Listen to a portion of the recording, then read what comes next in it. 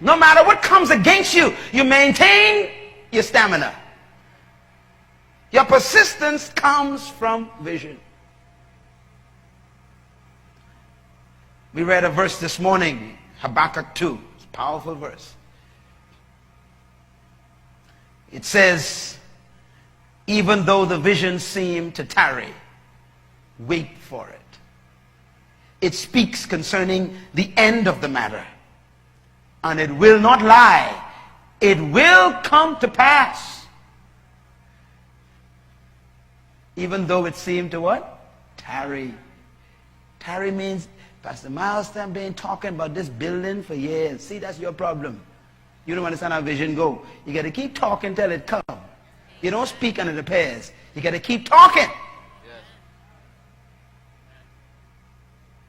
And you got to work. Faith without works, dead faith.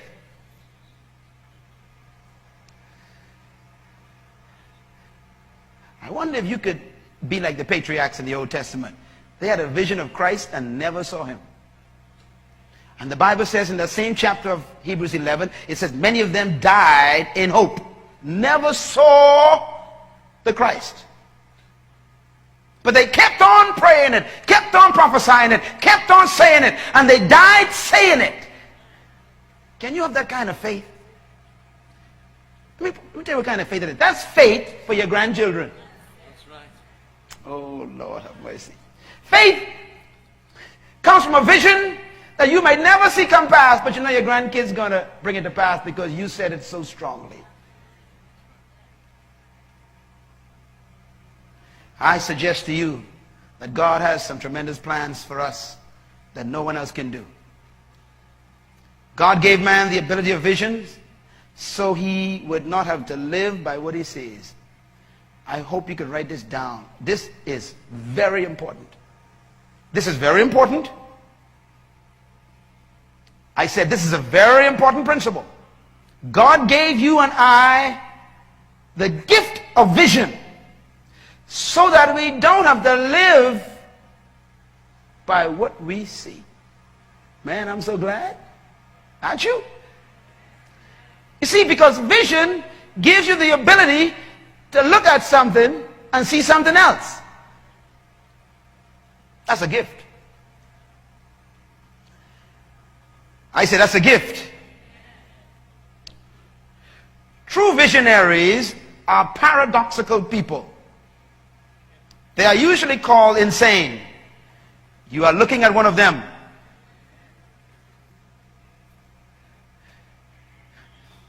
Why are true visionaries paradoxical people? Because the imaginary world of their vision is more real to them than the solid reality all around them.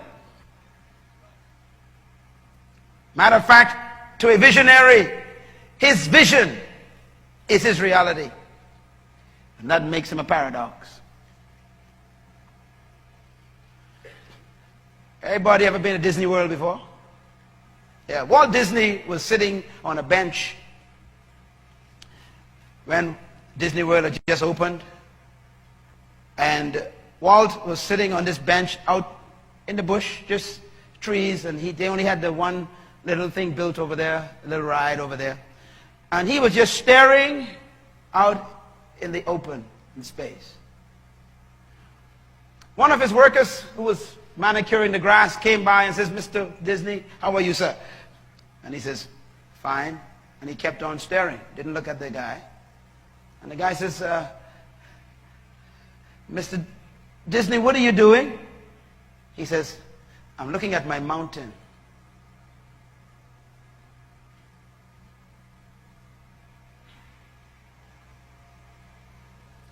He says, "I see that mountain right there." Mr. Walt Disney died. But before he died, he told his architects about this mountain he saw. And he just told them. He kept talking, and they kept writing, and he talked, and they wrote, and then they drew it, and he died. Never saw it. When they were about to dedicate Space Mountain, The governor was present. The mayor was present. The place was packed. His wife was sitting there, a widow. One of the young men stood up to introduce her and said, "It's a pity today, how sad, that Mr. Walt Disney is not here to see this mountain." But his wife is here, and we're glad that she's here. Old lady walked up to the podium, looked at the crowd, and said, "I must correct the young man. You just saw the mountain."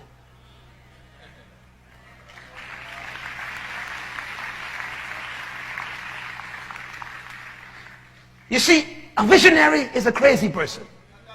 They believe more in what you cannot see than what you see.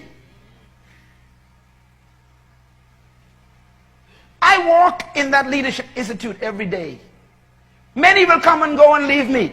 But I tell you, we will walk in there. We will cut a ribbon and you will see it. It already exists. I see thousands coming to the Bahamas, thousands upon thousands, to learn how to lead with excellence. I see it.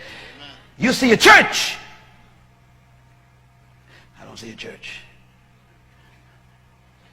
I see a community of leaders who are demonstration prototypes of what leadership is on. That's why this church will be filled with millionaires. Everybody will either be a millionaire or close. Why? Because you got to be a demonstration.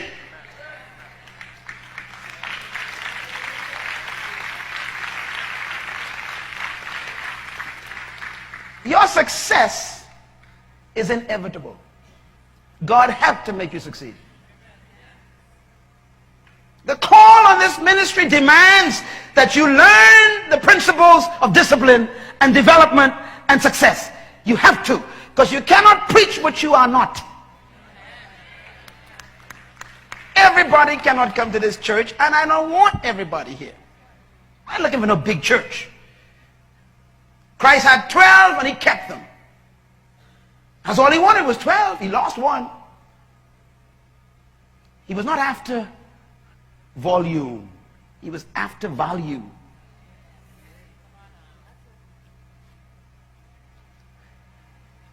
Great groups never change the world.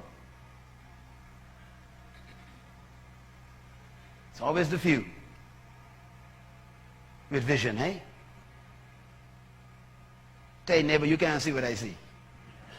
But if you saw what I saw, you would shake my hands right now.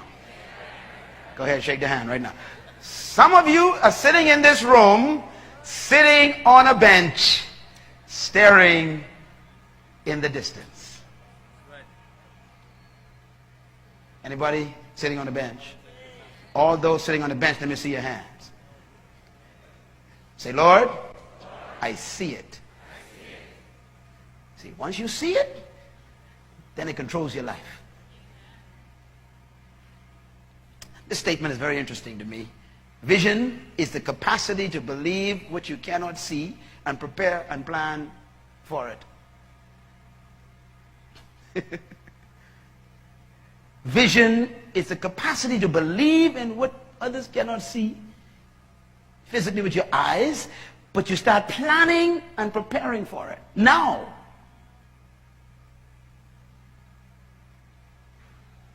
You don't wait till it comes to prepare. Write this down. Preparation is proof of belief. Preparation is proof of belief. You do not believe until you prepare. I don't care what you tell me about what you're thinking about. Until you prepare for it, you don't believe it. Write this down. Preparation is the highest act of faith. Preparation is what? The highest act of faith. When you believe something, you prove it by preparing for it. That's why